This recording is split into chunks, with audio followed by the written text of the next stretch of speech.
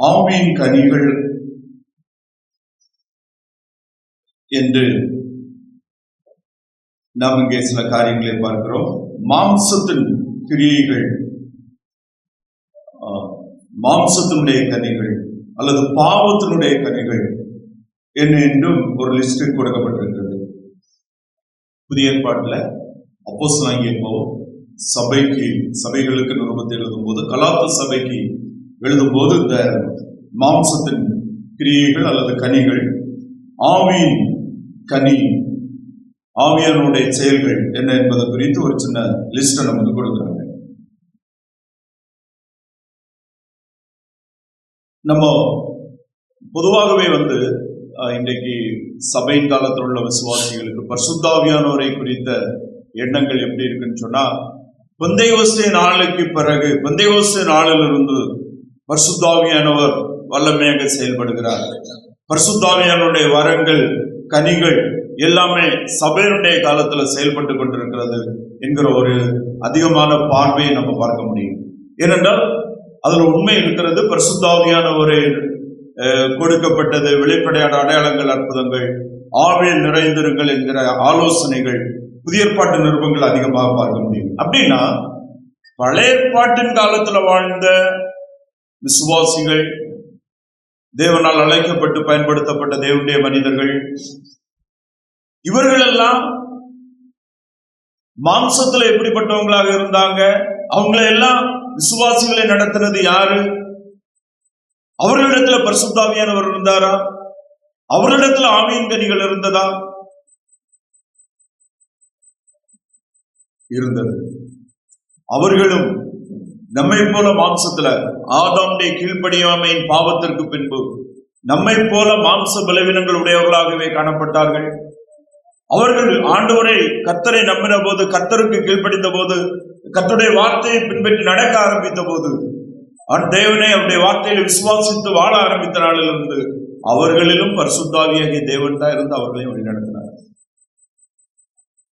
பழைய ஏற்பாட்டிலே நாம் விசுவாசிகளுடைய தகப்பன் என்றும், விசுவாசிகளுடைய வீரன் என்றும், தீர்க்கதரிசிகள் என்றும், தேவனால் வல்லமையாக பயன்படுத்தப்பட்ட அடையாளங்கள், அற்புதங்களை செய்த எலிசா, எலியா, யாரை நம்ம தேவனுக்காக வாழ்ந்த எந்த மனிதர்கள் எடுத்து பார்த்தாலும் அவர்கள் பரிசுத்த ஆவியானவரால் பலனையும் வல்லமையும் பற்றி நடத்தப்பட்டவர்களே.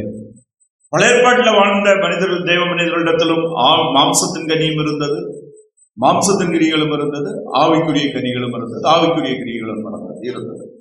இன்னைக்கு நம்ம பார்க்கிறது,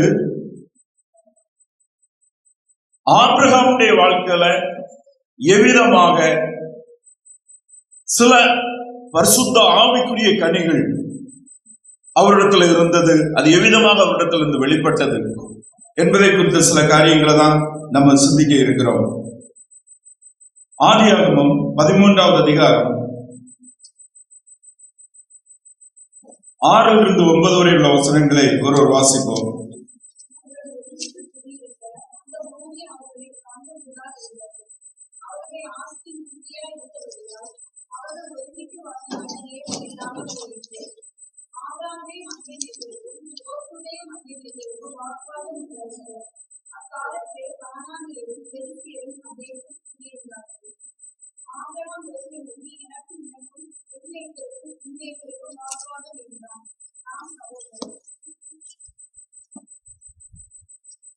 ஆபிரகாம் தேவனுடைய அழைப்பை பெற்று ஆண்டவருடைய வார்த்தைக்கு கீழ்ப்படிந்து, நான் உனக்கு காண்பிக்க தேசத்திற்கு போ என்று சொன்னபோது, அந்த தேசத்தை குறித்தும் அந்த தேசத்தினுடைய போறதனுடைய வருகிற டிபிகல்டிஸ் எதையும் அறியாத போதும் கர்த்தர் அழைத்து போ என்று சொன்னபோது அவன் புறப்பட்டு போனான். அவன் போகும்போது அவனோடு கூட லோத்தை அழைத்து சென்றான். லோத் அவனுடைய சகோதரனுடைய மகன், ஆபிரகாமோடு இருந்தான். ஆபிரகாமுக்கு அந்த நாட்களில் பிள்ளைகளாய் இல்லாமல் இருந்தது. லோத்தை தன்னோடு அழைத்து கொண்டு தன்னுடைய பிரயாணத்தை தொடங்கி அவன் மீதமாக போனான். அங்க போகும்போது நம்ம பார்க்கும்போது பல பிரச்சனைகளை இதுக்கு முன்னாலே சந்தித்தான். அதுக்கு பின்பு இங்கே இந்த இடத்துல ஆபிரகாம் ஒரு இடத்துல அப்படி தங்கி இருக்கிறான். ஆபிரகாம் அந்த நாட்களில் இருக்கும் ஜனங்கள் தங்களுடைய செல்வங்கள் அந்த நாட்கள்ல ஆடு, மாடு இவைகள் தான். புறப்பட்டு சொல்லும் போது, இனி ஒரு இடத்துக்கு சொல்லும் போது இவைகளை எல்லாம் எடுத்து சொல்வது வழக்கமாக இருந்தது. ஆபிரகாமும் அவனுடைய ஆடு மாடுகள், வேலைக்காரர்கள், லோத்து குடும்பம் எல்லாத்தையும் எடுத்துட்டு புறப்பட்டு போய் ஒரு இடத்துல தங்கி இருந்தான். அங்கே ஆபிரகாமுக்கு கர்த்தர் கொடுத்த வாக்குத்தத்தத்தின்படி கர்த்தர் ஆபிரகாமை ஆசீர்வதித்தார். ஆசீர்வதித்தார் என்று சொல்லும் போது அவனுடைய மந்தைகள் பெருகின, ஆடு மாடுகள் பெருகின, வேலைக்காரர்கள் பெருகினார்கள், அவனுடைய எல்லாமே பெருகினது. ஆபிரகாமோடு அவனுக்கு அடுத்தபடியாக இருக்கிறது யாரும்? லோத்து. ஆபிரகாமுக்கு பிள்ளைகள் இல்லை, அவனுடைய சகோதரனுடைய மகன். அப்போ லோத்து வளர்ந்தவர். அப்போ அவனுக்கும் சில வேலைக்காரர்கள், மாடு மாடுகள் இவைகள் எல்லாம் அவனுக்கும் இருந்தது. அவனுக்கும் ஆபிரகாம் கொடுத்ததா என்பது தெரியவில்லை, அவனுக்கும் இருந்தது. ஆனால் அங்க என்ன நடந்துட்டு பார்க்கும்போது, அங்கே இருக்கும்போது நாம் 6வது வசனத்துல விதமாக வாசிக்கிறோம். கடைசி பகுதியில அவர்களுக்கு ஆஸ்தி மிகுதியா இருந்தபடியினால் அவர்கள் ஒருமித்து வாசம் பண்ண ஏதுவில்லாமல் போயிற்று. அவர்களுக்கு ஆஸ்தி மிகுதியா இருந்தபடியினால் their prosperity, their wealth was increasing. அதிகமா இருந்தபடினால அவங்களால ஒருமித்து என்ன செய்ய முடியாது? வாழ முடியாம போயிட்டு. அதாவது மனிதர்களை அநேக வேளையில பிரிக்கிறது பணம், செல்வம், சொத்து. பணம் வரும்போது அநேகர் சொல்லுகிற வார்த்தை என்னன்னா, எனக்கு யாரும் தேவையில்லை, போறேன்னா போறோம். ஒரு ஒரு தண்டுத்தனம், நான் எனக்கு போதும் என்கிறதான ஒரு தமிழ சொன்னா திமிர் அப்படின்னு சொல்லுவாங்க. எனக்கு யாரும் வேண்டாம், நான் பார்த்துக்கணும் அப்படின்னு சொல்ற ஒரு காரியம் அதிகமாகும். ஆனா ஏழைகள், செல்வங்கள் குறைவா இருக்கும் போது அன்றாட தேவைகள் சந்திக்கப்பட அன்றாட தேவைக்கே போராடி கொண்டிருந்த காலத்துல சண்டைகள் சச்சரவுகள் இருந்தாலும் ஆனா மக்கள் மற்றவங்களும் தேவை என்பதை உணர்ந்தாங்க. மற்றொரு அன்போடும் அந்த ஒரு ஐக்கியங்களும் இணைந்து வாழுதல் அதிகமாக இருந்தது. ஆஸ்தி பெருகும் போது ஒருமித்து வாசம் பண்ண ஏதும் இல்லாமல் போயிற்று. அந்த ஆபிரகாமுடைய காலத்துல இருந்த அந்த பிரின்சிபல் எல்லா காலகட்டத்துக்கும் பொருந்த விதமா இருக்கிறது. இதுல there are exceptions, சில விதிப்பு விலக்குகள் இருந்தாலும், ஆனால் செல்வ பெருக்கு மனிதர்களை என்ன செய்கிறது? தூரப்படுத்துகிறது.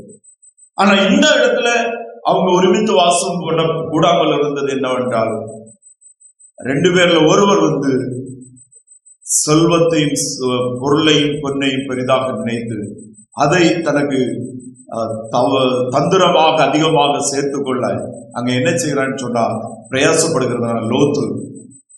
இது நமக்கு வேதத்துல சுருக்கமாக கொடுக்கப்பட்டிருந்தாலும் அங்கே லோத்து தந்திரமாக ஆபிரகாமுடைய வேலைக்காரர்களே, ஆபிரகாமுடைய மாடுகளை, ஆடுகளை பல விதமா தனக்கு சொந்தமாக்கி என்ன செய்யறேன்னு சொன்னா பெருக்கிட்டே வருகிறாங்க. இது என்ன ஆகுதுன்னு சொன்னா, லோத்துடைய வேலைக்காரர்களுக்கும் ஆபிரகாமுடைய வேலைக்காரர்களுக்கும் என்ன வருதுன்னு சொன்னாங்க? சண்டை நடக்குது, வாக்குவாதம் நடக்குது. இங்க நம்ம பார்க்கிறோம், ஆபிரகாமுடைய மந்தை மேய்ப்பவர்களுக்கும் லோத்துடைய மந்தை மேய்ப்பவர்களுக்கும் வாக்குவாதம் உண்டாயிற்று. அக்காலத்துல கானானியரும் பெரிசியரும் அத்தேசத்திலே குடியிருந்தார்கள். மாம்சத்தின் கிரியைகளை நம்ம பார்த்தோம். அங்க என்ன சொல்லப்பட்டிருக்குன்னு சொன்னா, சண்டைகள், பிரிவினைகள் என்று 20வது வசனத்துல வருகிறது. அந்த சண்டைகள் என்கிற வார்த்தை ஸ்ட்ரைஃப் என்கிற ஆங்கில வார்த்தை, அதே வார்த்தை தான் இந்த 13வது அதிகாரம் இந்த 7வது வசனத்துல வாக்குவாதம் என்கிற வார்த்தை பயன்படுத்தப்பட்டிருக்கிறது. சண்டைகள், பிரிவினைகள் என்று நம்ம அங்க பார்க்கிறோம். இங்கே வாக்குவாதம் ஆபிரகாமுடைய வேலைக்காரர்களுக்கும் லோத்துடைய வேலைக்காரர்களும் வந்தது. அதுக்கு முன்னாலே அங்க பிரிவினை வந்துட்டு, ஆபிரகாமும் லோத்தும் தான் பிரியல்ல வெளிப்படையா, ஆனா உள்ளுக்குள்ளால ஆபிரகாமுடைய வேலைக்காரர்களுக்கும் லோத்துடைய வேலைக்காரர்களுக்கும் சண்டை, பிரிவினை எல்லாம் வந்தாச்சு. மனதளவுல லோத்து ஆபிரகாமை விட்டு பிரிஞ்சுட்டான். ஆபிரகாம் எனக்கு நீ தேவையில்லை, எவ்வளவு சுருட்ட முடியுமோ சுருட்டணும், எப்படியாவது என்ன செய்யணும், போகணும். அப்படி உள்ள எண்ணங்கள் உருவாகிட்டான். ஆபிரகாமுக்கு லோத்து தன்னை விட்டு பிரிந்து போய்விட்டான் மனதளவில் என்பதை புரிந்து கொண்டான். அதற்கு காரணம் அவனுடைய பொருளாசை, அதற்கு காரணம் மாம்சம், மாம்சத்தின் கிரியைகளை ஆபிரகாம் அறிந்து, ஆபிரகாம் ஆவிக்குரிய மனுஷன், ஆபிரகாம் விசுவாசம் உடையவன், அன்புடையவன். லோத்தோடு அன்போடு டீல் பண்ணுகிறத நம்ம பார்க்கிறோம். ஆபிரகாமுடைய வாழ்க்கையில பரிசுத்த ஆவியானவருடைய கிரியை வெளிப்படுகிறது. லோத்துடைய வாழ்க்கையில மாம்சத்தின் கிரியை என்ன செய்கிறது, வெளிப்படுகிறது. ஆபிரகாம் அன்போடு லோத்துடத்தில் டீல் பண்றான். ஆபிரகாம் ஆவியில் நிறைந்த மனிதனாய் இருந்தபடினால தேவன் அவனுக்கு ஆலோசனையும் ஞானத்தை கொடுத்தவராய் இருந்தபடினால லோத்துடத்துல பேசி அவன் திருந்த போறதில்லை என்பதை, பேசுவதற்கு வரும் முன்னாலே ஆபிரகாம் தேவிக ஞானத்தினால் அவன் அவனுக்குள்ளால் உணர்ந்து அவன் என்ன சொன்னான்னா, லோத்தை கூப்பிட்டான். அவன் சொன்ன வார்த்தை என்ன? ஆபிரகாம் 8வது வசனம், ஆபிரகாம் லோத்து நோக்கி, எனக்கும் உனக்கும் என் மேய்ப்பருக்கும் உன் மேய்ப்பருக்கும் வாக்குவாதம் வேண்டாம், நாம் சகோதரர். எவ்வளவு தெளிவான டீலிங் பார்த்துடுங்க. உனக்கும் எனக்கும் என் மேய்ப்பர்களுக்கும் உன் மேய்ப்பர்களுக்கும் வாக்குவாதம் வேண்டாம், நாம் சகோதரர். இந்த இடத்துல லோத் ஆபிரகாமுடைய முறைப்படி மகனான், ஆனா இந்த இடத்துல அவன் சகோதரன் என்று அழைக்கிறான். ஒருவேளை ஆபிரகாம் ஒரு ஆவிக்குரிய பார்வையில லோத்தை பார்க்கிறான். நீயும் தேவனை அறிந்தவன், நானும் தேவனை அறிந்தவன். தேவனுக்கு முன்பாக நம்ம எல்லாரும் ஒன்றானவர்கள், சகோதரர்கள். ஆனா நீ மாம்சத்தின்படி நடக்கிற, உலகத்தை சார்ந்து வாழ தீர்மானிச்சுட்ட, உலகத்தில் உள்ள செல்வங்களை, பொக்கிஷத்தையும், பொருளையும், மேன்மையும் உனக்கு பெருசாக எண்ணிட்ட. அதனால உன்னுடைய அன்பு தணிந்து போனது. நீ மாம்சத்தின்படி யோசிக்கிற, அது எனக்கு நல்லா தெரியுது. ஆனா நாம் 2 பேருமே சகோதரர்கள், நாம் 2 பேருமே ஆண்டவர் அறிந்தவங்க.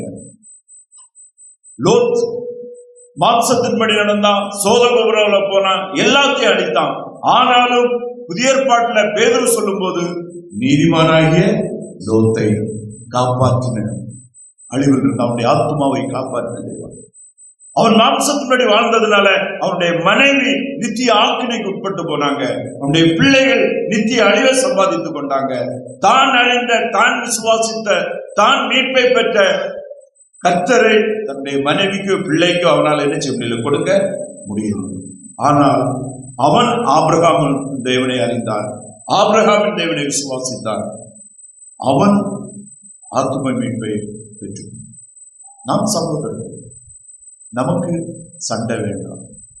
எந்த அளவு மிக தெளிவாக பரிசுத்த ஆவியானவர் ஆபிரகாமில் இருந்து, ஆபிரகாம் அந்த நிதானமாய் ஆவி நிறைவோடு லோத்தை கூப்பிட்டு பேசுகிறான்.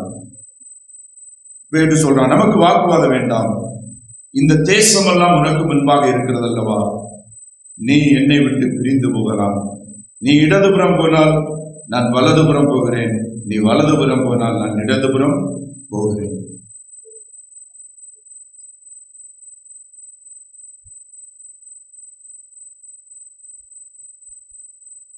சில நேரங்கள்ல ஒருவர் மாம்சத்தின்படி உறுதியாய் நடக்க தீர்மானித்ததையும், சுயத்தை சார்ந்து தன் சுய எண்ணங்களுக்காகவும்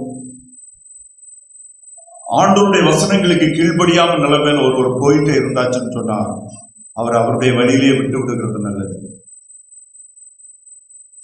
பிரிவினை சில நேரங்கள்ல ஆண்டுடைய சித்தமானது. பாவ மாம்ச வாழ்க்கையில வாழுகிறவனும் தவறான உபதேசங்களில வாழுகிறவர்களையும் விட்டு பிரிந்து பிரிய வேண்டும். உண்மையை கர்த்தருடைய சத்தியத்தின்படி உண்மையின்படி நடக்க பரிசுத்தமாய் வாழ விரும்புகிறவர்களை அவர்களை விட்டு விலக வேண்டும் என்பது தேவனுடைய சித்தமாய் இருக்கிறது. தன்னுடைய தவறான உபதேசங்களையும், தவறான புரிந்து கொள்ளுதலையும், தவறான பாவ மாம்ச வாழ்க்கையையும் நான் என்கிற மேன்மையை எண்ணுகிறவர்களையும் நம்ம எப்போதுமே சேர்த்து வைக்கணும்னா அது நடக்காது. புதிய ஏற்பாட்டில் நாம் அதை பார்க்க முடியும். ஆண்டுடைய வசனம் நமக்கு தருகிற ஆலோசனை என்று பார்க்கும்போது ரோமர் 16வது அதிகாரம் 17வது வசனத்தை ஒரு வாசிப்போம். ரோமர் 16:17.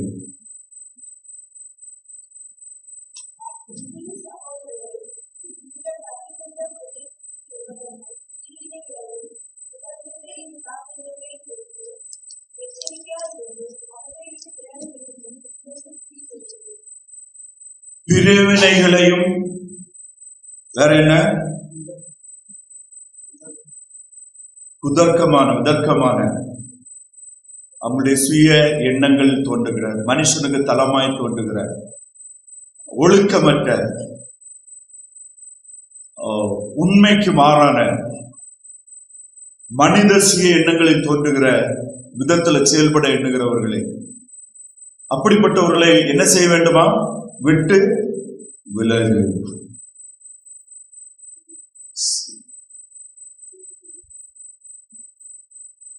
வேதம் நமக்கு தெளிவான ஆலோசனைகளை தருகிறது.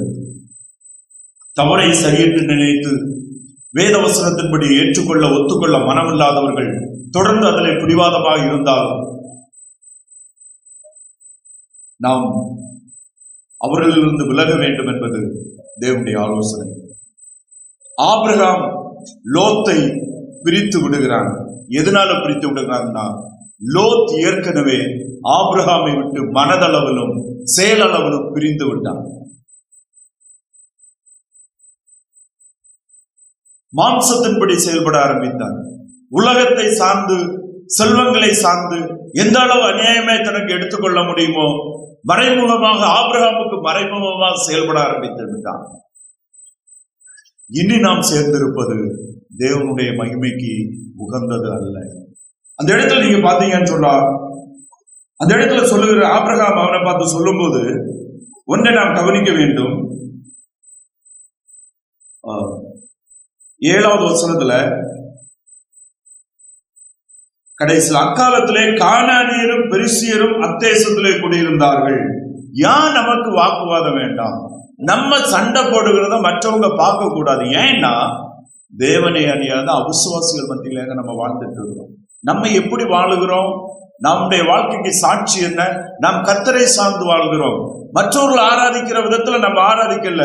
கர்த்தரை பலிபீடத்தின் மேல் பலி செலுத்தி நாம் கர்த்தரை ஆண்டோர் சொன்ன விதத்துல ஆராதிக்கிறோம். மற்ற கானானியர் பெரிசியருடைய ஆராதனை, அவர்களுடைய வழக்கங்கள், அவர்களுடைய நடைமுறைகள் வித்தியாசமானது. மெய் தேவனை அவர்கள் அறியாதவர்கள்.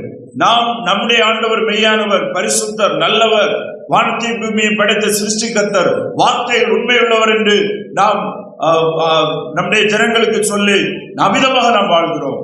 ஆனால் அவர்கள் அப்படிப்பட்டவர்கள் அல்ல.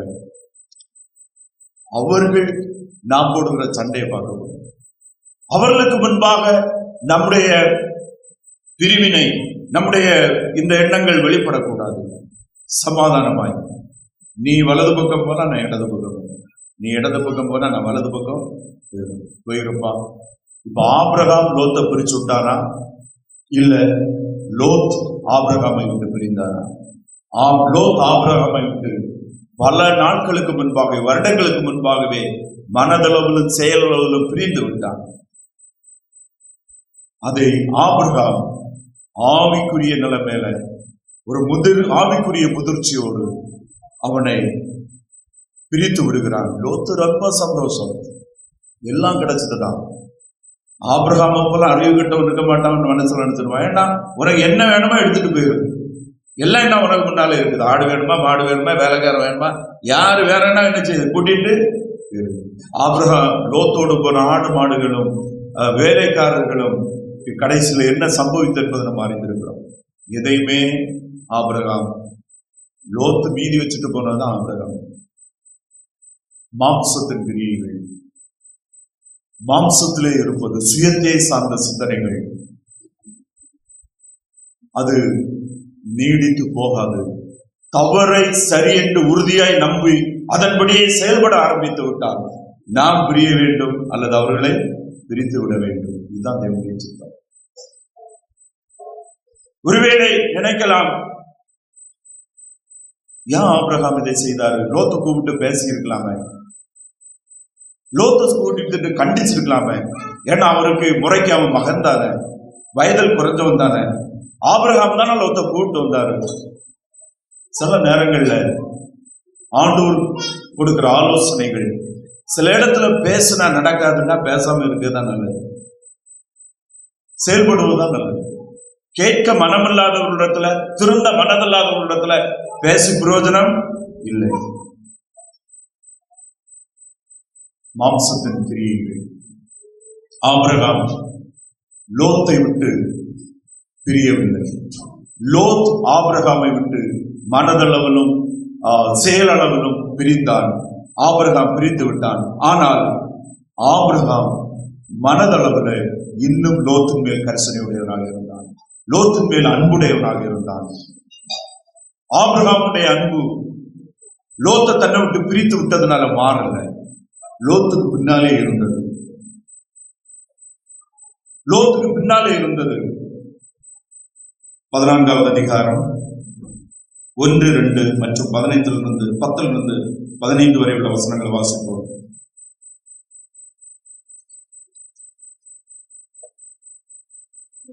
நேயாரின் ராஜாவாகிய அம்ராபேலும், ஏலாசாரின் ராஜாவாகிய அரியோனும், ஏலாமின் ராஜாவாகிய கெதர்லாவோமேலும், ஜாதிகளின் ராஜாவாகிய சிதியாலும் இருந்த நாட்களில் அவர்கள் சோதோமின் ராஜாவாகிய கோரோவோடும், குமோராவின் ராஜாவாகிய பிர்சாவோடும், அத்மாவின் ராஜாவாகிய சினேயாவோடும், சேபோமின் ராஜாவாகிய செமேபோரோடும், சோவால் என்னும் சேலாவின் ராஜாவோடும் யுத்தம் பண்ணினார்கள். அந்த சித்தி பழக்காற்று எங்கும் நிலத்தில் உண்டாகும் கேளிகள் இருந்தது. சோதோம் குமோராவின் ராஜாக்கள் முறிந்தோடி அங்கே விழுந்தார்கள். மீண்டவர்கள் மலைகளுக்கு ஓடி போனார்கள். அப்பொழுது அவர்கள் சோதோமிலும் குமோராவிலும் உள்ள பொருட்கள் எல்லாவற்றையும், போஜன பதார்த்தங்கள் எல்லாவற்றையும் எடுத்துக்கொண்டு போய்விட்டார்கள். ஆபிரகாமின் சகோதரனுடைய குமாரனாகிய லோத்து சோதோமிலே குடியிருந்தபடியால் அவனையும் அவன் பொருட்களையும் கொண்டு போய்விட்டார்கள். தப்பி ஓடிய ஒருவன் எபிரேயனாகிய ஆபிரகாமிடத்தில் வந்து அதை அறிவித்தான். ஆபிரகாம் தன்னோடைய உடன்படிக்கை செய்திருந்த மனிதராகிய எஸ்கோலுக்கும் ஆனேருக்கும் சகோதரனும் ஆகிய மம்ரே என்னும் எமோரியனுடைய சமபூமியிலே அப்பொழுது கொண்டிருந்தான்.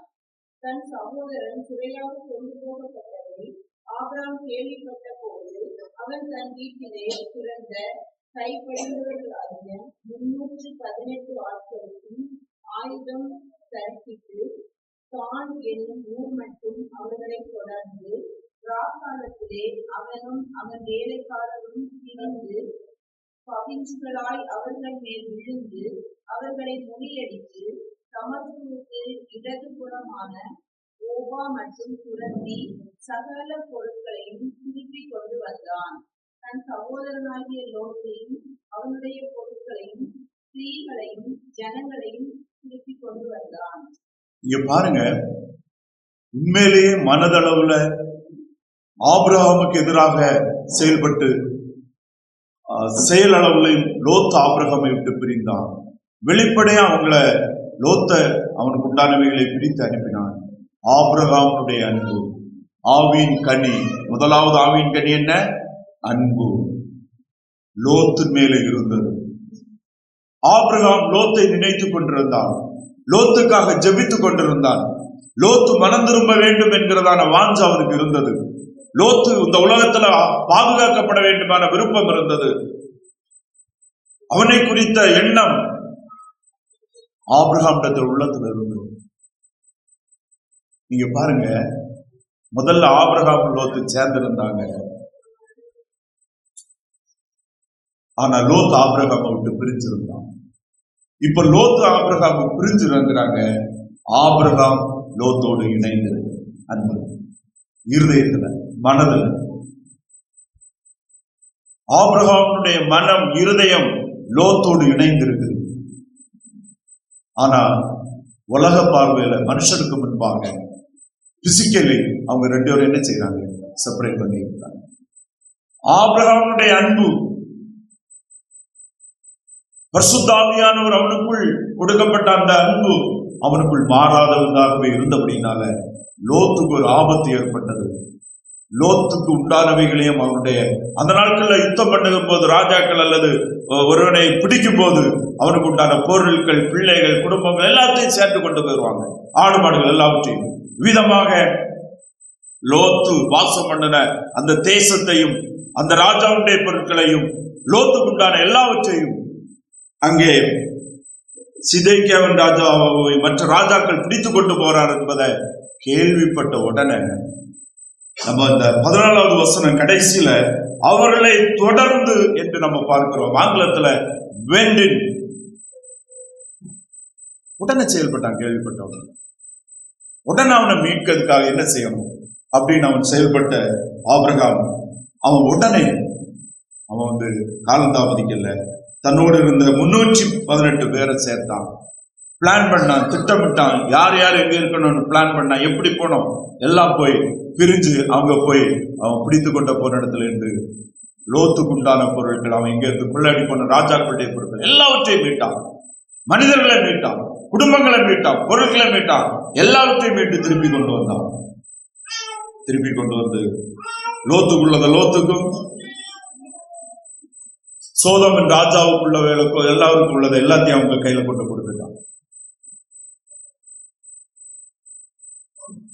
அன்பு எப்படி செயல்படுகிறது? அன்பு பழிவாங்க நினைக்கிறது. நம்முடைய ஆவிக்குரிய நிலைப்பாடு என்ன? நமக்கு இப்படி நடந்தா என்ன செய்வோம்? உங்களை ஏமாற்றியவர் தான் கொஞ்சம் கொண்டு போயிட்டான், உங்க குடும்பத்தில் உள்ளவன். பிறகு கடைசியில் அவன் எல்லாம் அழிச்சுட்டான்னு நீங்க கேள்விப்படுறீங்க. நீங்க என்ன செய்வீங்க? ஆண்டவரை நினைச்ச பத்த கேட்டாரு, நான் நினைச்சேன் என்னை ஏமாத்திட்டு போறோம் உங்களுக்கு பட மாட்டான்னு நினைச்சேன். உண்மையிலே ஆண்டவர் ஜீவிக்கிறார். இப்ப எனக்கு தெரியுது. ஆபிரகாமுடைய ஆவிக்குரிய அவர் எப்படி இருந்தார் பாருங்க. அன்பு, ஆவியின் கனி, அன்பு எப்படி செயல்பட்டு பாருங்க. மனித எண்ணங்கள் வேற, மனித நீதி வேற, சுய நீதி வேற, தேவ நீதி நியாயங்கள் வேற. பரிசுத்த ஆவியாகிய தேவன் நம்முடைய உள்ளங்கள் ஆளுகை செய்யும் போது நமக்கு வருகிற செயல்பாடு, நம்முடைய வெளிப்பு தன்மைகள் செயல்பாடு என்ன? அது entirely different, extremely different. தெய்வீக ஆளுகை, அதான் பரிசுத்த ஆவியானுடைய அவனுடைய அன்பு. ஆபிரகாமை வெண்டின், அவன் கேள்விப்பட்ட உடனே ஸ்டார்டட் புறப்பட்டு செயல்பட்டுட்டான், மீட்டு கொண்டு வந்துட்டான். லோத்துக்குள்ளத லோத்துக்கு கொடுத்துட்டான், சோதோகுமார ராஜாவுக்குள்ள ராஜாவுக்கு கொடுத்துட்டான். அப்ப சோதோம் ராஜா சொல்றான், இனி ஒரு அருமையான பிரின்சிபிள் இதுல நம்ம கற்றுக்கொள்ள வேண்டும். 21, 22 வசனங்கள் ஒரு வாசிப்போம். 22, 21 23 வரை. சோதோமின் ராஜா ஆபிரகாமை நோக்கி, ஜனங்களை எனக்கு தாரும், பொருள்களை நீர் எடுத்துக்கொள்ளும் என்றான். அதற்கு ஆபிரகாம் சோதோமின் ராஜாவை பார்த்து, ஆபிரகாமை ஐஸ்வர்யவானாக்கிறேன் என்று நீ சொல்லாதபடிக்கு நான் ஒரு சரட்டையாகவும் பாதரட்சியின் வாரையாகவும் உமக்கு உண்டானவைகளில் யாதொன்றையாகவும் எடுத்துக்கொள்ள என்று வானத்தையும் பூமியையும் உடையவராகிய உன்னதமான தேவனாகிய கர்த்தருக்கு நேராக என் கையை உயர்த்துகிறேன். எவ்வளவு மேன்மையான உயர்வான விசுவாசம்! வானத்தையும் பூமியையும் படைத்த கர்த்தரிடத்திலிருந்து எனக்கு ஒத்தாசை வரும் என்று விசுவாசிக்கிற எந்த விசுவாசியும் தனக்கு இல்லாத ஒரு பொருளை, தனக்கு சேர வேண்டாததை, தனக்கு இல்லாததை தனக்கு சொந்தமாக்க மாட்டான். ஆபிரகாம், கர்த்தர் என்னை அழைத்தார், கர்த்தர் நடத்துகிறார், கர்த்தர் தருகிறார். அதனால ஆபிரகாம் சும்மா இருக்கல. அவர் ஆடு மேய்ச்சாரு, உழைத்தாரு, வேலைக்காரர் வச்சிருந்தாரு. நாம் செயல்பட வேண்டும். ஆனால் கர்த்தரிடத்திலிருந்து ஆசீர்வாதம் வருகிறது என்று விசுவாசிக்கிற எந்த மனிதனும் தனக்கு தவறான விதத்துல ஏமாற்றி வஞ்சரித்து எந்த ஒரு பொருளையும் தனக்கு சொந்தமாக்கி கொள்ள மாட்டான், சொந்தமாக்க மாட்டான். ஆம், அது ஆண்டவர் அவனுக்குள் இருக்கிறார்னா நாம் விசுவாசிக்கிற தேவன் எப்படிப்பட்டவர்? ஆபிரகாம் சொல்றான், ஒரு ஒன்று எனக்கு வேண்டாம். அந்த சோதோமின் ராஜாவுக்கு ரொம்ப சந்தோஷம், எல்லாம் போச்சுன்னு நினைச்சேன், இப்ப எல்லாம் எனக்கு கிடைச்சது, எனக்கு நீ இந்த பொருள் எல்லாம் பிரச்சனை இல்லை, எனக்கு ஆட்கள் கிடைச்சா போதும், நான் உங்களை வச்சு வேலை செய்து நான் இனி வளர்ந்துருவேன், நீ பொருள் எல்லாம் நீ எடுத்துட்டு போ ஆபிரகாமே அப்படின்னு சொல்றான். ஆபிரகாம் சொல்றான், ஒரு சிரட்டை கூட எனக்கு வேண்டாம், ஒரு பாதரட்சையுடைய வாறு கூட எனக்கு வேண்டாம், நான் எடுக்க மாட்டேன். ஏன் எடுக்க மாட்டேன்னா, ஏன் எடுக்க மாட்டேன்?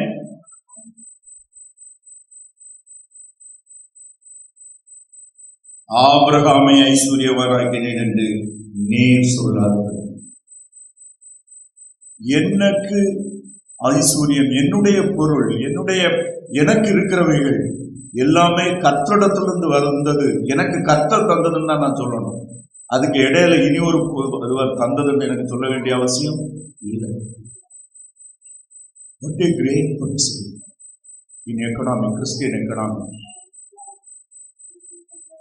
இன்னைக்கு கிறிஸ்தவங்க லஞ்சம் வாங்கி சிறைக்கு போனார் ஆபிரகாம், பேப்பர்ல வரும். சாமுவேல், ஈசாக்கு கைது செய்யப்பட்டார்.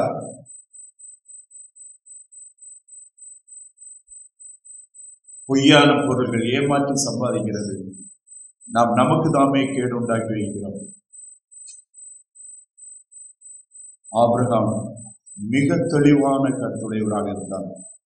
கர்த்தரிடத்திலிருந்து எனக்கு ஆசீர்வாதம் வரும், கர்த்தர் என்னை நடத்துவார், கர்த்தர் எனக்கு தருவார். நான் வந்த பணி என் சகோதரனை மீட்பதற்கு.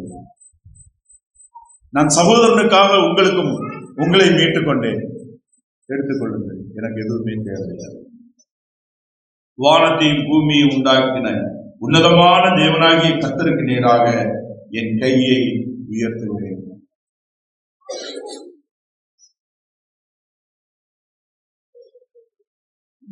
எனக்கு உதவி கர்த்தரிடத்திலிருந்து வரும். நான் அவர்கிட்ட கேட்பேன், அவரிடத்துல கையை நீட்டுவேன். தவறான என்று என்ன செய்ய மாட்டேன், எடுத்து என்னுடைய பாக்கெட்ல வைக்கிறதுக்கு எடுக்க முடியும்.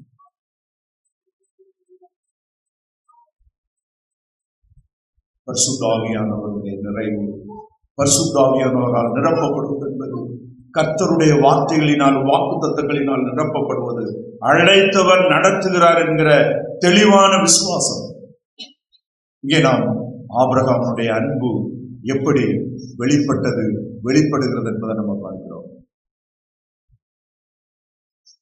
உன்னை பகைக்கிறவர்களுக்கு நன்மை செய்யுங்கள், தீமைக்கு தீமை செய்யாதீர்கள் என்றெல்லாம் அந்த பிரின்சிபலை நம்ம பவுல் ரோமருக்கு எழுதும் போதும் மற்ற நிருபங்கள் எழுதும் போது வெளிப்படையா பார்க்கிறோம். ஆம், பழிவாங்குதல் எனக்குரியது, பழி செய்யக்கூடாது என்பதை மோசேயின் தன்னுடைய பிரமாணத்துல இஸ்ரவேல் ஜனங்களுக்கு எழுதும்போது எழுதியிருக்கிறார்.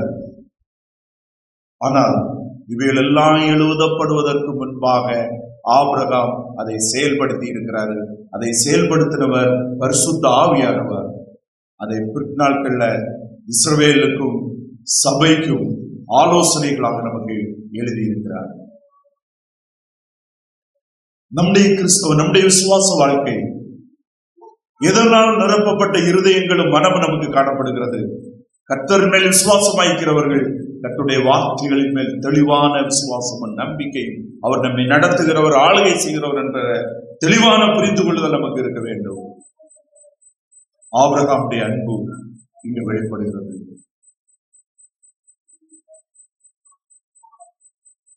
இன்னும் ஆவியின் கனியில விசுவாசம் என்கிற ஒரு காரியத்தை நம்ம தெளிவாக பார்க்கிறோம். ஆபிரகாமுடைய வாழ்க்கையில் அந்த விசுவாசம் எப்படி வெளிப்படுகிறது என்பதை நம்ம சிந்திக்கலாம். 21வது அதிகாரம் 9 to 14 வரை உள்ள வசனங்களோடு வாசிப்போம்.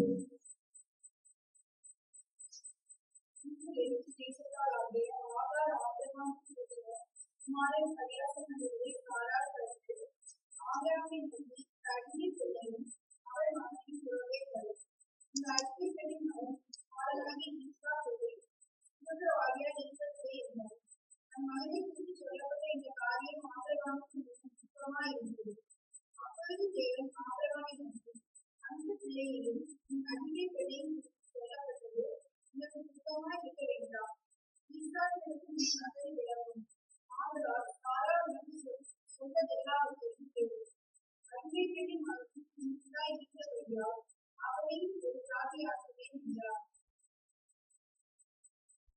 இங்க நம்ம பார்க்கும்போது ஆபிரகாமுடைய லைஃப் ஒரு மிக இக்கட்டான சூழ்நிலை.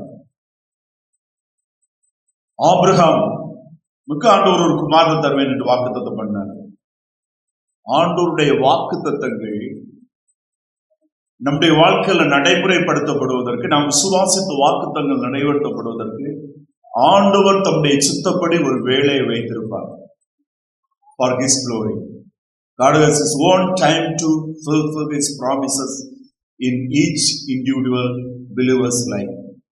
So we have to be trusting Him and waiting upon Him. ஆண்டவருடைய வாக்குத்தத்தங்களை தேவன் நம்முடைய வாழ்க்கையில் நடத்துவதற்கு அவருடைய சித்தப்படியான ஒரு வேலை உண்டு. அதற்காக நாம் அமைதியாக காத்திருக்க வேண்டுமே தவிர, அந்த வேலைக்கு நேராக நாம் கடந்து செல்வதற்கு ஒவ்வொரு நாள் நம்ம காதுல பேசிட்டோம், உணர்த்திட்டோம், எமோஷனலான எந்த ஒரு இதுவும் இருக்காது. ஃபெய்த், ட்ரூத், அவ்வளவுதான். ஆபிரகாம் ஆராதித்தான், கீழ்ப்படிந்தான், ஜெபித்தான், எல்லாம் நடந்துட்டு இருக்குது. ஆனா எப்ப இந்த குமாரன் கிடைப்பேன் என்கிற டைம் தெரியும். போயிட்டே இருக்குது, நாலு போயிட்டே இருக்குது, சரீரம் பலவீனப்படுது, எல்லாம் நடந்துட்டே இருக்குது, எல்லாமே நடந்துட்டு இருக்குது, கதை நடக்குது. அப்போ ஒரு ஆலோசனை சாராள்லாம் கொடுக்குறாங்க. அந்த கலாச்சாரப்படியான ஆலோசனை, ஒருவருக்கு குழந்தை இல்லைன்னு சொன்னா அந்த பெண்ணுடைய தோழியை புருஷனுக்கு கொடுப்பாங்க, அந்த மனைவியை கொடுப்பாங்க. நீ அவங்களோடு சேர்ந்து கொள்ளலாம், நீ பிள்ளை பெற்றுக் கொள்ளலாம். அன்றைக்கு வாழ்ந்த கலாச்சாரம். சோ இது கண்டோடைய சித்தமா இருக்கும் அப்படின்னு சொல்லிட்டு சாராள் கொடுத்த ஆலோசனையின்படி ஆகாரை எடுத்து ஆகாரோடு ஆபிரகாம் சேர்ந்து ஒரு குமாரனை பெற்று அந்த பிள்ளையை சந்தோஷமா வளர்த்துட்டு இருக்கிறாங்க. கர்த்தர் எங்க இருந்தாரு? அமைதியா இருந்தார். சரி, நடக்கட்டும். அமைதியா கடைசியில சொன்னாரு, ஆபிரகாமே, இதல்ல உன்னுடைய குமாரன், உனக்கு சாராள். உனக்கு நான் வாக்குத்தத்தம் பண்ணும்போது உன்னுடைய மனைவியார் சாராள். திருமணத்துல கணவனும் மனைவியும் ஒன்றே இருக்கிறார்கள். உனக்கு கொடுத்த வாக்குத்தத்தம் உன்னுடைய சாராளோடு இணைந்தது. அது சாராள் உனக்கு ஒரு குமாரனை தருவாள். சொன்னபடி சாராள் குமாரனை பெற்றாள், ஈசாக். இப்ப அங்க ஆகாருக்கு ஒரு பிள்ளை, அவனுக்கு 13 வயசு. ஆபிரகாம் ரொம்ப அன்பா நேசித்து வளர்த்துவாங்க. இப்ப ஈசாக்கு பிறந்தான். அங்க என்ன நடக்குதுன்னு சொன்னா, ஆகார் ஈசாக்க கேலி பண்ணி பரியாசம் பண்ணி போறாங்க. சாராள் துக்கப்படுகிறாங்க. அதாவது ஆவிக்குரிய குடும்பங்கள் தான், தேவனை சார்ந்து வாழ்ந்த குடும்பம் தான். எல்லாத்துலயும் மாம்சம் உண்டு, எல்லா குடும்பத்திலையும். இப்ப நம்ம குடும்பத்தில் நடக்கிற எல்லா பிரச்சனைகளும் உண்டு.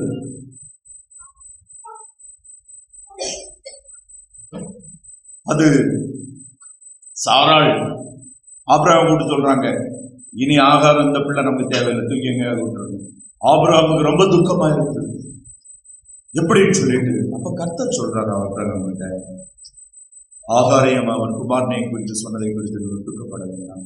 அவனும் உன் குமாரனா இருக்கிற அப்படின்னால அவனையும் நான் பெரிய ஜாதியாக்குவேன். நீ சாராள் சொன்னபடி அவளுக்கு செய், அவளை கொண்டன செய்து எங்காவது விட்டுரு அப்படின்னு சொன்ன. ஆபிரகாமுடைய விசுவாசம், ஆண்டவருடைய வார்த்தை ஆபிரகாமுக்கு கொடுத்த போது அவன் அந்த துக்கம், கவலை எல்லாமே மாறிட்டு அவன் என்ன செய்தான் தெரியுமா? ஆபிரகாம் அதிகாலையில் எழுந்து அந்த ஆண்டவருடைய வார்த்தை தெளிவா அவனுக்கு கொடுத்தப்பட்ட பிறகு எப்படா அதை செய்யணும், முதல் வேலையாட்டு. நிறைய காரியங்கள் மனுஷனுடைய பார்வையில் ஆண்டவருக்கு கீழ்ப்படுத்தி செய்யற காரியங்கள் ரீசனிங் சரியா இருக்காது. நீங்க இன்னைக்கு இந்த கதையை இப்ப யார்கிட்ட சொன்னாலும் சொல்லுவாங்க, ஆபிரகாம் ஒரு கொடூரன், சொந்த அவன் தானே ஆகாரு கூட இருந்து பிள்ளையை பெற்றெடுத்தான், வனாந்தரத்துல ஏன் கொண்டு தரலாம். நிறைய ரீசன்ஸ் இருக்கலாம். ஆனா ஆபிரகாம் ஆண்டவருடைய வார்த்தையின்படி செய்யும். அங்கேதான் விசுவாசம். கர்த்தர் நான் அவனை பாதுகாப்பேன், பெரிய ஜாதகத்துவேன் என்று சொன்னாருன்னா அதை செய்வார். எப்படி செய்வார் அது எனக்கு நான் அறிய வேண்டிய அவசியம் இல்லை. என்னிடத்துல ஆண்டவர் சொன்னாரு, சாராள் சொன்னபடி செய். சாராள் சொன்னபடி துருத்தியில தண்ணி எடுத்தான், அப்பத்தை எடுத்தான், 2 பேர் கூட்டு போனா, வரந்தில விட்டான், வந்து அவ்வளவுதான், முடிஞ்சு போச்சு. அநேக காரியங்கள் விசுவாசம் என்பது அந்த விசுவாசம்ங்கிற காரியம் எப்படி நடக்க வேண்டும் என்பது, எப்படி நடக்கும் என்பது நம்முடைய அறிவிலும் புத்தியிலும் எல்லாம் தெரிஞ்ச பிறகு செய்கிறதல்ல. முடிவு தெரியாமல் இருக்கும் போதே ஆண்டுடைய வசனம் தெளிவாக சொல்லுகிற காரியத்தை விசுவாசத்து கீழ்ப்படிந்து செயல்படுவது. ஏனென்றால் முடிவை ஆளுகிறவர், நம்மை நடத்துகிறவர். முடியை கையில் வைத்திருக்கிறவர் தான் நாம் உணர்த்தப்பட்ட வேதத்து வசனங்களை நமக்கு சொன்னவர். அதை செய்ய வல்லமையுடையவராக இருக்கிறார்.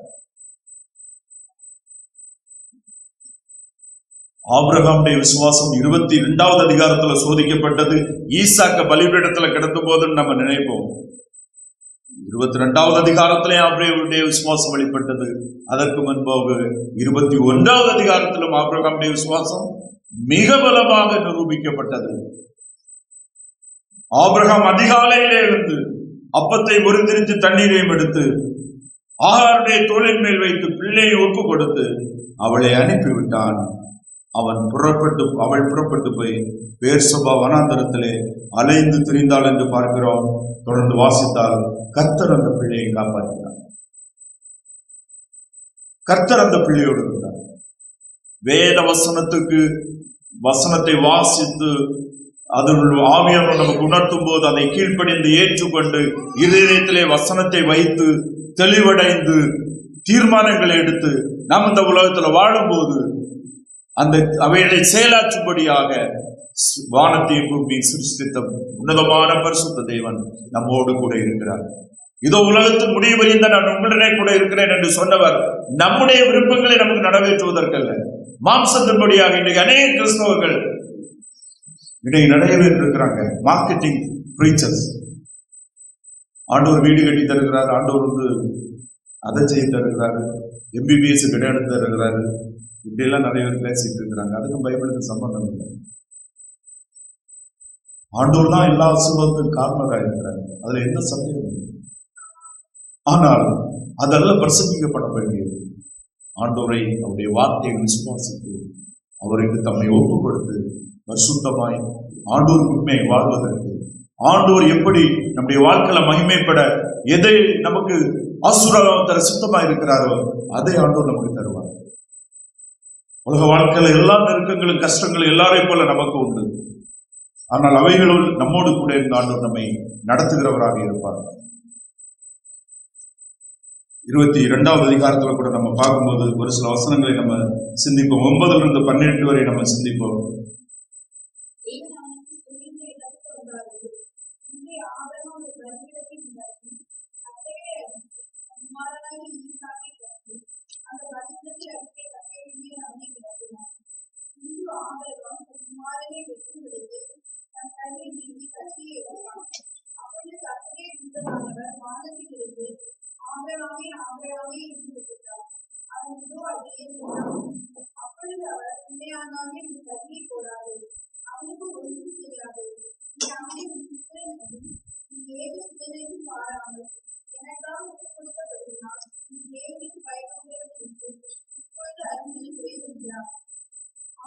போதும்.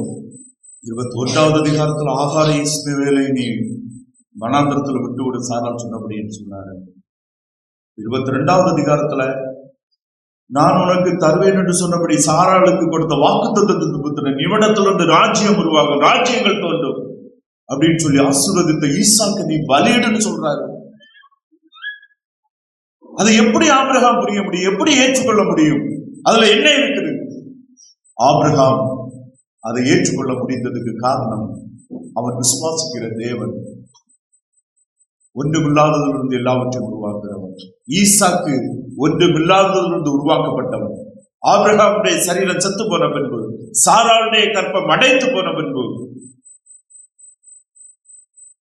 இம்பாசிபிள் என்கிற இடத்துல ஆண்டவர் தேவனால் அந்த ஈசாக்கு பிறந்தான் என்றார். ஈசாக்கை தேவன் உயிரோடு எழுப்ப வல்லவர் என்று விசுவாசித்தார் என்று எபிரேயர் நிருபத்தில் சொல்லப்பட்டிருக்கிறது. அவனுடைய உள்ளம் என்ன சொல்லுதுன்னா, நான் பலி கொடுப்பேன், ஈசாக்கு உயிர் தழுவான். ஆண்டவர் இடத்துல பலி கொடுக்க சொல்றார், நான் என்ன செய்வேன்? அவனை பலி கொடுப்பேன், ஈசாக்கு உயிர் தழுவான். ஏனென்றால் இவனிடத்தில் உன் சந்ததி விளங்கும்னு சொல்லியிருக்காரு. விட்டு போனாரு, பலிபீடத்தை கட்டினாரு, தூக்கி வச்சாரு, கத்தி என்ன செய்தாரு, எடுத்தாரு. ஆனா ஈசாக்கு ஆண்டவர் நிறுத்துன்னு சொல்லுவாருன்னு ஆபிரகாம் ஒரு நாளுமே நினைக்கல. ஆபிரகாமுடைய உள்ளம் அவனுக்கு சொன்னது, நீ பலி கொடு, கர்த்தர் அவனை உயிரோடு எடுத்துவாங்க. ஆனா கர்த்தர் ஆபிரகாமுடைய கீழ்ப்படிதலை முழுமைப்படுத்தும்படியாக கத்தி எடுக்கிறது வரையில் அனுபவித்து கர்த்தர் சொன்னார், பிள்ளையாண்டன் மேல் உள்ள கையை என்ன செய்யாத கூடாது. ஆண்டவருடைய செயல்கள் அற்புதமானது, அதிசயமானது. ஆண்டவராய் இயேசு கிறிஸ்து வல்லமை உள்ள தேவன், அற்புதமான அதிசயமான கிறிஸ்து நமக்குள் வாசம் பண்ணுகிறார். நம்மிடத்திலிருந்தும் ஒன்றுமில்லாதவைகளை, தகுதியற்றவைகளை நம்மிடத்திலிருந்து ஆண்டவர் உருவாக்கி கொண்டு வர வேண்டுமானால் நம்முடைய எந்த பலனையும் நம்முடைய எந்த தகுதியும் விட்டு கர்த்தரே அவருடைய வார்த்தையில சார்ந்து விசுவாசிக்க வேண்டும். கிறிஸ்துவிலே தேவன் தந்திருக்கிற வாக்கு திட்டங்களை முழுமையாக நம்பி சார்ந்து கர்த்தருக்கு இந்த உலகத்துல பரிசுத்தமாய் நம்மை ஆண்டவருக்கு ஒப்புக் கொடுத்து வாழ வேண்டும். மாம்சத்தின் கிரியைகளை விட்டு ஆமீன் கனிகளுக்கு நம்மிடத்தில் உருவாகும்படி நம்மை ஒப்புக் கொடுக்க வேண்டும். அன்பு, மாயமற்ற அன்பு நம்மிடத்தில் இருக்க வேண்டும். நமக்கு என்ன செய்யப்படுகிறது, நமக்கு ஒருவர் என்ன செய்கிறார் என்பதற்கு அப்பாற்பட்டு நாம் அவர்கள் மேல் அன்பு வைக்கிறவர்களாக நாம் இருக்க வேண்டும். ஆனால் தொடர்ந்து பாவத்தையும் தேவனை விட்டு விலகி மாம்சத்தை தொடர்ந்து தெரிந்தெடுத்தார்களே, ஆனால் தவறான வேதத்துக்கு புறம்பான காரியங்களை பின்பற்றுகிற இதை தங்களை தெரிந்தெடுப்பார்களே, ஆனால் நாம் அவர்களை விட்டு பிரிந்து கொள்ளலாம்.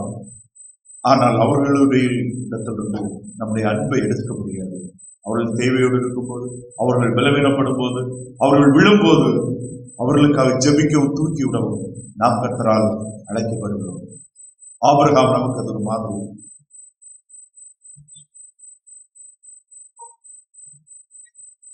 தவறானவர்களிடத்திலிருந்து பிசிக்கலி பிரியலாம், ஆனால் உண்மை மனப்பூர்வமாக பிரியக்கூடாது. நாமும் அவர்களுக்காக ஜெபிக்க வேண்டும், உதவி செய்ய வேண்டும் என்கிற மனப்பான்மை நமக்கு இருக்க வேண்டும். மாத்திரமல்ல, விசுவாசம் என்பது காணாததன் மேல் நம்பிக்கை வைக்கிறது. காணாததை நம்புவது, காணப்படாதவைகளின் நிச்சயம். ஆபிரகாம் ஆண்டவர் சொன்ன வார்த்தைகளுக்கு கீழ்ப்படியும் போது அது எப்படி நடக்கும் என்பது அவனுக்கு அறியவில்லை. அவன் அறியாமல் இருந்தான். ஆனால் ஆண்டவர் செய்வார் என்று விசுவாசித்தான். இயேசு கிறிஸ்துவிலே விசுவாசமாய் இருக்கிற நாமும் நித்திய வாழ்க்கையை நம்புவதும், இந்த வர்ண உலகத்துக்கு அப்பாற்பட்டு நமக்கு ஒரு நித்திய வாழ்வு கிறிஸ்து இயேசுவிலே நமக்கு உறுதியாக கொடுக்கப்பட்டிருக்கிறது. அதற்கு ஆண்டவர் தம்முடைய ஒரே குமாரனை இந்த உலகத்துக்கு அனுப்பி கல்வாரி சிலுவையிலே நம்முடைய பாவங்களுக்காக மரித்து அடக்கப்பட்டு உயிரோடு எழுப்பினார். வானத்தின் கீழே பூமியின் மேலே மனிதனுடைய பாவ மன்னிப்படைவதற்கு வானத்தையும் பூமியையும் படைத்த பரிசுத்தமை தேவனால் அனுப்பப்பட்ட இரட்சகர் ஆண்டவராகிய இயேசு கிறிஸ்து ஒருவரே. அவராலே இல்லாமல் பாவ மன்னிப்பு இல்லை, அவராலே இல்லாமல் மீட்பு இல்லை. மனம் திரும்பி பாவி என்று ஒத்துக்கொண்டு யாராக இருந்தாலும் இயேசு கிறிஸ்துவை சொந்த இரட்சகராக ஆண்டவராக விசுவாசித்து ஏற்றுக்கொள்ளுகிறவர்கள் நித்திய ஜீவனை உடையவர்களாக இருக்கிறார்கள். பரலோகம் கிறிஸ்தவர்களுடையதல்ல, பரலோகம் ஒரு சபைக்கு சொந்தமானதல்ல. பரலோகம் மனிதனுக்காக தேவன் ஆயத்தம் பண்ணி இருக்கிறது. பரலோகம் உலகத்தில் இருக்கிற எல்லா மனிதர்களுக்காக தேவன் ஆயத்தம் பண்ணி இருக்கிறது. அந்த பரலோகத்திலே செல்வதற்கு வாசல் இயேசு கிறிஸ்து ஒருவரே. நானே வழியும் சத்தியமும் ஜீவனுமாய் இருக்கிறேன், என்னாலே இல்லாமல் ஒருவனும் பிதாவினிடத்தில் வரான். மதத்தின் வழியாகவோ சபையின் வழியாகவோ நபர்களின் வழியாகவோ அல்ல, இயேசு கிறிஸ்து என்கிற இரட்சகர் வழியாக மாத்திரமே பரலோகத்தில் நாம் பிரவேசிக்க முடியும். அதற்கு நாம் செய்ய வேண்டியது, நாம் பாவி என்பதை ஒத்துக் கொள்ள வேண்டும். பரிசுத்த ஆவியானவர் நம்மை உணர்த்துகிறவராக இருக்கிறார். நாம் பாவங்கள் மேலே இருக்கிறோம், பலவீனமா இருக்கிறோம், எல்லாருமே பாவம் செய்கிறவர்களாக இருக்கிறோம். அந்த பாவத்திலிருந்து நாமே காப்பாற்றிக் கொள்ள முடியாது. பாவத்தின் தண்டனை, சம்பளம், மரணம்.